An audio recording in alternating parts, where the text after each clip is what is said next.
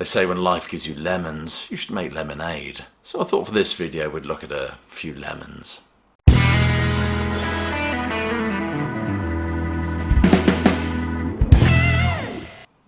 Welcome classic rock fans to a short video, perhaps a one-off maybe, where I just delve the darker recesses of the comments section on my videos. Be warned that these comments veer from idiotic, bizarre to complete arsehattery.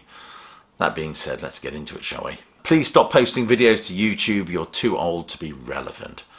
My word, that sounds awfully ageist, doesn't it? But I suspect if I'm too old to be relevant, then most of the music I talk about is too old to be relevant. And by virtue, most of my subscribers. And in response to my John Lennon video, where obviously we talk about the DJ Bob Wooler got a good kicking from Lennon and had to be taken to hospital, some kindly soul has said, the homophobe, smart-mouth DJ got what was coming. No.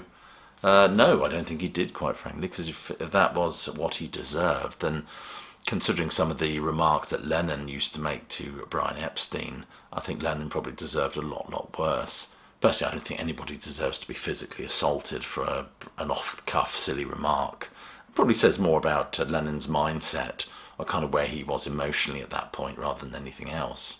And from the same poster, or troll if you like, wow, a guy you never met says something on the internet, duh, and you take as gospel, duh.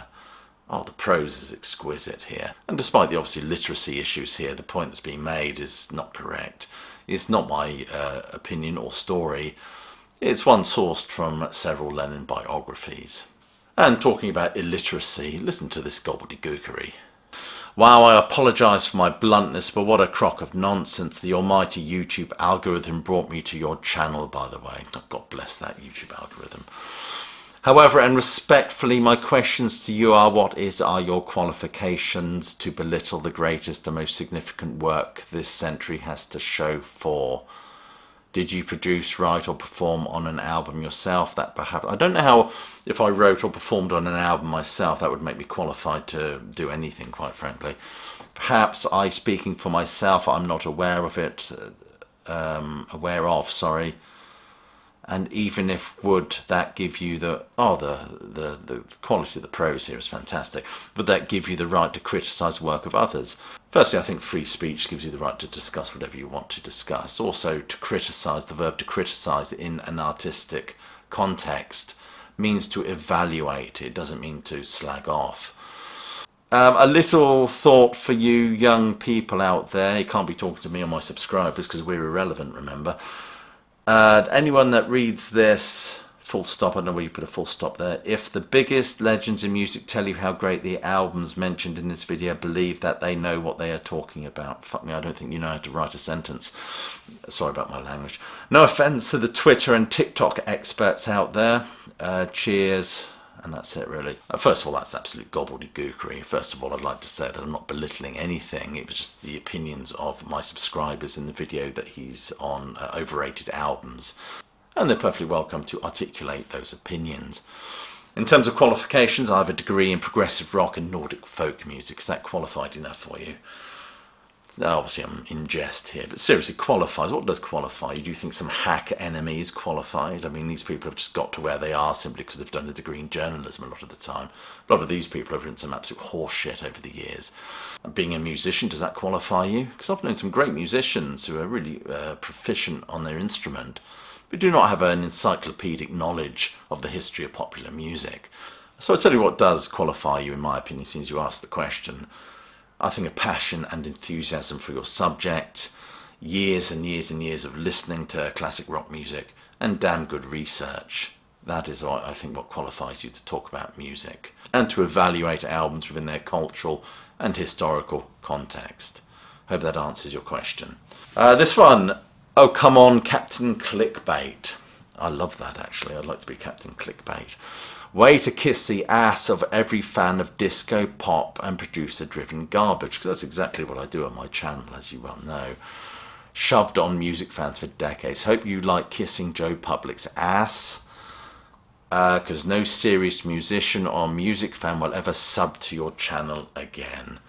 No serious musician But considering I've spoken to some pretty serious musicians over the years, and by implication they're suggesting those of you that do sub to my channel are not serious music fans. I should get a cape, really. I do like the term Captain Clickbait. But clickbaitery, I think, is also something that's misunderstood. To me, you could say the thumbnails and titles can be sensational, and I do hold my hands up to that sometimes. You've got to draw people's attention, you've got to drag them into the video. When something becomes clickbait is when they click on the video and it doesn't deliver what it's promising as regards to the thumbnail and the title. You're supposed to use titles and thumbnails to attract the attention of your viewers, especially when there's just so much white noise out there. You have to bang that drum a little bit. Anyway, listen to this genius. If you think the movie character Rocky is a great philosopher, you really need to go to school, mate. Fuck. Do you not think that there's a chance I might have been joking there? In terms of going back to school, I've taught in schools, colleges and universities. I think you need to go back to school and learn about nuance and irony. And by the way, calling you genius a little bit earlier, that was a perfect example of irony. Who are you to tell them what to do? Typical bossy man, SMDH. I don't know what SMDH means, actually. This is a response to my video, Please Stop Touring. A lot of people are responding to this video by looking at the thumbnail and responding without actually watching the video. You can just imagine having a coffee with this person and the oxygen being sucked out of the room. She's about as appealing as an unsalted pretzel. And as we move towards the mean, let's have a look at this one. You have a daughter. Dose your wife's guide dog like you. Talk about dose. I must admit I'm seriously concerned about the effects of passive stupidity trawling through some of these comments. I think this person is suggesting that I have a face like a bag of spanners, which may well be true. I don't claim to be winning any beauty contests these days. Nevertheless, I will say this. When I actually upload a video, there is a box I have to tick that says this video is not suitable for children. I suggest you get mummy and daddy to look at the parental settings and whatever device it is you're using. But other than that, I'm sure you're a fine young man and someday you'll go far. Hopefully you'll stay there. Here's criticism of my presentation style. It's an interesting one. I wish you have time-stamped this video. I had to click through it because I couldn't stand the sound of your voice and opinions. I gave up. People often say they don't like my voice, the way I speak, or the way, in fact, I gesticulate too much with my hands, but this is my style. If you don't like it, just jog on and watch something else. I admit that my videos are an acquired taste. I suggest you go away and acquire some. Ash Townsend has written, YouTube has become a huge pile of horse manure. I presume he's referring to my videos, as it was left as a comment on my video. And my mother used to work in a rural community, and she would often say the good thing about horse shit is you can always walk around it.